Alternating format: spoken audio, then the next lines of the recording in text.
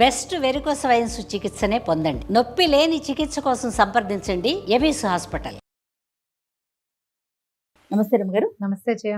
రమ్మగారు, మనం భోజుడు ఒక్కొక్క మెట్టు ఎక్కుతున్నా ఒక్కొక్క కథని వింటూ ఉన్నాం. ఇప్పుడు ఎక్కడికి ఎక్కాడు, ఏ మెట్టులో ఉన్నాడు? 14వ మెట్టు ఎక్కాడు. ఇక్కడ కథ 14వ మెట్టు ఎక్కేసరికి అక్కడ ఉన్న ప్రతిమ పూర్ణచంద్ర వల్లి. వల్లులు బాగున్నాయి కదా రమ్మగారు. ఇప్పుడు ఎన్ని మెట్లు ఎక్కాడండి? మొత్తం 14వ మెట్టు ఇది. అసలు ఇంకా మొత్తం 32లో కనీసం ఒక 30 మందినైనా చేసుకున్నాడా రమ్మగారు ఈయన పుణ్యాత్ముడు? 50 మందిని పైనే చేసుకున్నాడు. మరి ఆయన 2000 ఏళ్ళు ఉన్నాడు. ఓ తప్పదంటారా? మాత్రం తప్పదు. కానీ చాలా మందిని ఎవరినైనా తెచ్చుకున్నా ఎవరో ఒకళ్ళకి ఇచ్చేయటం కూడా ఉంది కదా. ఇది అస్సలు బాగాలేదు రమ్మగారు. అసలు బాగలేదు. ఆ కాలపు విధానాలు ఏంటో మనకు తెలియదు రమ్మగారు. ఇప్పుడు ఇవన్నీ మనం కథల రూపంలో వినటమే కదా. అదే జరిగిందైతే ఎంతవరకు వాస్తవమో తెలియదు కదా రమ్మగారు. వాస్తవాలు కథలనే అంటారు. కథే అది. అంతే అంతే, వాస్తవం అనకూడదు.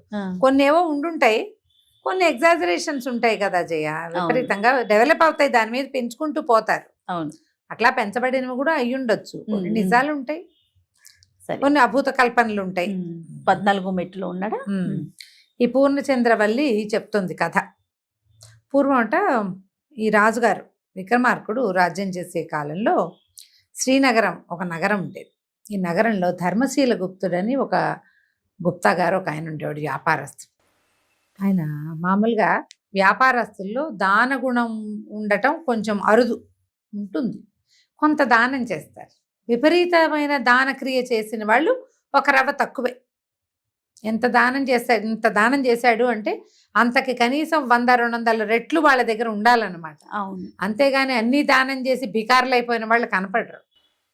ఈ ధర్మశీల గుప్తుడుకి ఎలాగో ఆయనకి అట్లా విపరీత దానం మీద ఒక కోరిక. ఆ శ్రీనగరంలో మంచినీళ్ళకి సమస్య ఉండేదట. ఊరు బయట ఎక్కడికో వెళ్ళి తెచ్చుకునేవాళ్ళు.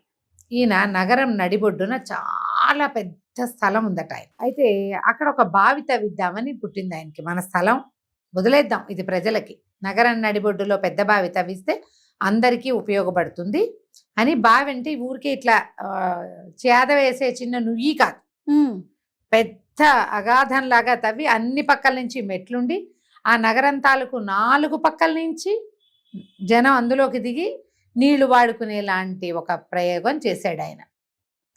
ఇక తవ్వారు ఎంత తవ్వారో లోపలికి, అగాధం, పాతాళం కనపడేంత తవ్వారట.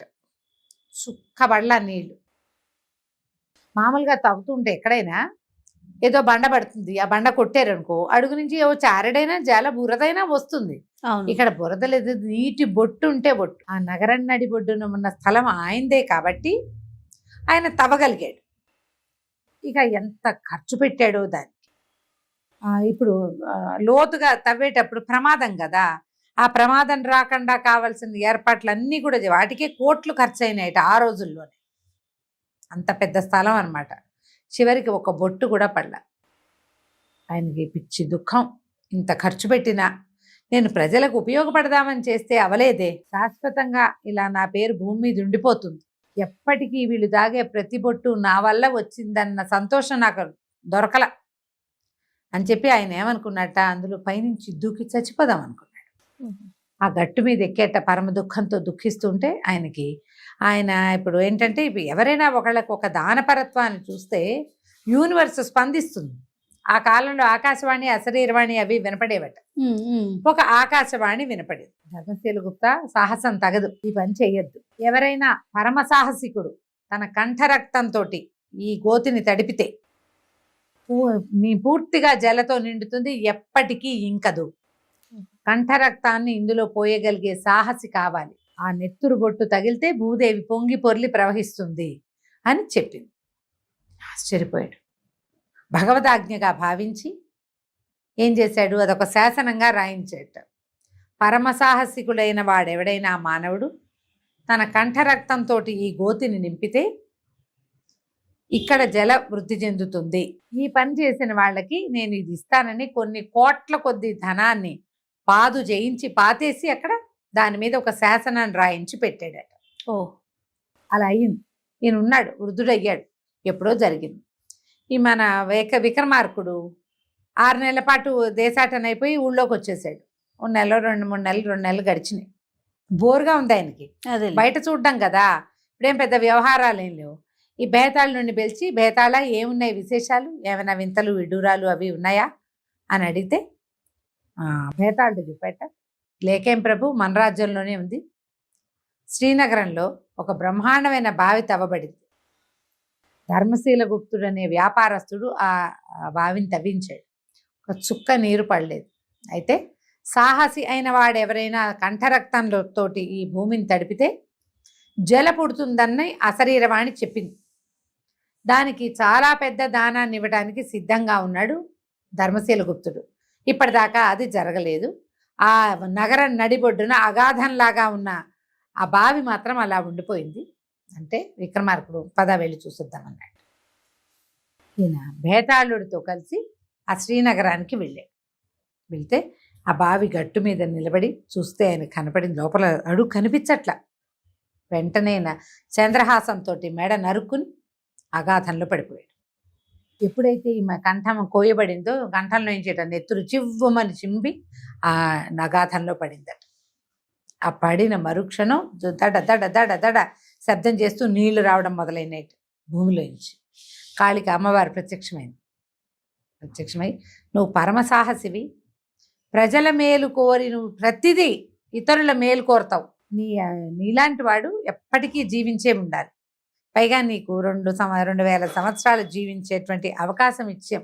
నీ కంఠరక్తం తగిలి ఈ జల ఎప్పటికీ ఎండదు, ఈ బావి ఎప్పటికీ ఎండదు అని చెప్పి విక్రమార్కుడిని బతికించి, ఓకే, ఈయన నీళ్లలోంచి లేచి అమ్మవారికి నమస్కారం చేసి బేతాళుడి సహాయంతో తన దారిని తను వెళ్ళిపోయాడు నగరానికి.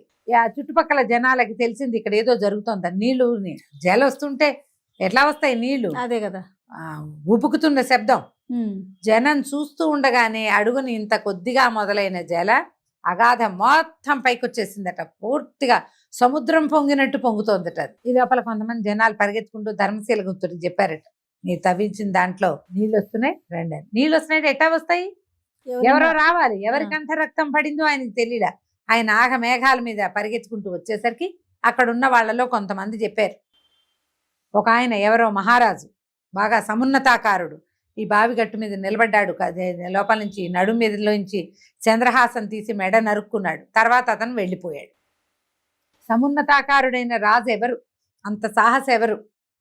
1 గంట 2-3 గంటల్లో ఈ మొత్తం ఇదంతా జల పైకి వచ్చేసింది. ఊరంతా చేరిపోయారు. అక్కడ కొబ్బరి నీళ్ళల్లే పడ్డాయట ఆ నీళ్లు. అప్పుడు ఈయన ధర్మశీల గుప్తుడు అరిచి కేకలు పెట్టేట, ఏ సాహసి వల్ల ఇది జరిగిందో ఈ శ్రీనగరం తెలుసుకోవాలి, ఎవరి వల్ల ఇది జరిగింది. ఇప్పుడు ఇది బావి తవ్వించిన వాడిని నేను, కానీ నీరెలా వచ్చింది అని అరిచి కేకలు పెట్టి ఉద్వేగంగా, ప్రెషర్ వచ్చేస్తుంది కదా లోపల నుంచి, ఆ ఆవేశాన్ని అణుచుకోలేక అరిచాడు. అందరూ చేరారు. ఎవరో చూశారు కానీ ఎవరు వచ్చిన వాళ్ళో తెలియదు. మళ్ళీ అశరీరవాణి వినపడిందట. ఉజ్జయిని ప్రభు మహావీరుడు చక్రవర్తి అయిన విక్రమార్కుడే తన కంఠరక్తంతో ఈ అగాధాన్లో తడిపాడు. అతని వల్లే ఈ నీరు వచ్చింది. అంత సాహసి ఈ కాలంలో అతడి తప్ప ఇంకెవ్వరు. వినపడేసరికల్లా జనం అంతా జేజేలు పలికారు. ధర్మశీల గుప్తుడు గొప్పవాడు, విక్రమార్కుడు మరీ గొప్పవాడు. ఆయన అక్కడి నుంచి ఏం చేశాట, ఏ సంపదనైతే తను ఇస్తానని ఇక్కడ పాదు చేసి పెట్టాడో అదంతా తవ్వించి దాన్ని బళ్ళకెత్తించి, బోలెడన్ని వజ్రాలు, జాతి వజ్రాలు. ఆ రోజులట వజ్రాలు చాలా రేర్గా దొరికేట, చాలా ఖరీదు. ఆయన దగ్గర ఉన్నాయట 5. ఆ 5 వజ్రాలని ఇచ్చి పనివాళ్లతో సేవకులకు ఇచ్చి ఈ మొత్తం సంపద అంతా ఉజ్జయిని నగరానికి తరలించాడట. చాలా ఇస్తానన్నాడుగా, కొన్ని కోట్లు, మొత్తం డబ్బంతా అక్కడికి తరలించారు. పాపం ఆ వెళ్ళేవాళ్ళు దొంగల బారిన పడి నానా కష్టాలు పడి మొత్తానికి ఎట్లాగోట్లాగా ఉజ్జయిని నగరానికి చేరుకుని సంపద అంతా రాజుకి స్వాధీనపరిచారు విక్రమార్కుడు. ఇలా శాసనం చేయబడిన డబ్బు, ఆ డబ్బు మేము మీకు తెచ్చి అప్పచెప్పాలనుకున్నాం. మధ్యదారిలో దొంగలు పడ్డారు, ఎట్లాగోట్లా రక్షించి తీసుకొచ్చాము. ప్రత్యేకంగా ఈ ధర్మశీల గుప్తుడు ఈ 5 వజ్రాలని మీకు ఇవ్వమన్నాడని ఇచ్చాడు. వజ్రాలు సంతోషంగా స్వీకరించాడు రాజు.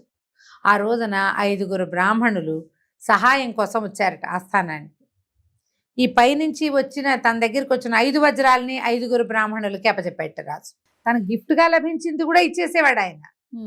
ఈ 5 వజ్రాలని 5గురు బ్రాహ్మణులకి దానం చేసి ధర్మశీలుడు తవ్వించినటువంటి ఈ అగాధం లాంటి బావి, దాంట్లో ఇలాంటి నీళ్లు రావటం, దీని గురించి దేశమంతా ప్రచారం చేయండి. ధర్మశీలుడిలాగా ప్రతి వాళ్ళు కూడా తమున్న రాజ్యంలో నీటి వసతికో లేదా ప్రజల సౌకర్యార్థం ఏదైనా చెయ్యాలని ఆలోచించాలి. తనలాంటి వాడు ఉండాలని చెప్పలా. ధర్మశీలుడు లాంటి ప్రజల్లో ఉత్తమ ప్రజ కావాలి ఈ దేశానికి, ఇది చెప్పండి అని ప్రచారానికి వాళ్ళని పంపించాడు. ఈ కథ చెప్పింది 14వ ప్రతిమ. ఆ రాజు చూడు సాహసి, మొదటిది సాహసం ఉంది ఆయనకి, ఔదార్యం ఉంది. ఇవి 2 అత్యద్భుత లక్షణాలు రేర్గా ఉంటాయి. కలిసి ఉండటం మరీ విశేషం. అన్ని లక్షణాలు ఉన్నాయి కాబట్టి ఇన్ని సంవత్సరాల తర్వాత కూడా విక్రమార్కుడికి గుర్తింపు, ఈ మర్యాద, ఈ గౌరవము లభిస్తున్నాయి. అలాంటి గుణాలు ఏమైనా నీకుంటే మెట్లెక్కు, లేకపోతే వెనక్కి తిరిగి వెళ్ళిపోవు అనగానే భోజుడు నమస్కారం చేసి దిగి వెళ్ళిపోయాడు. కథ కంచికి మనం ఇంటికి. బాగుంది రమ్మ గారు. నమస్తే. నమస్తే.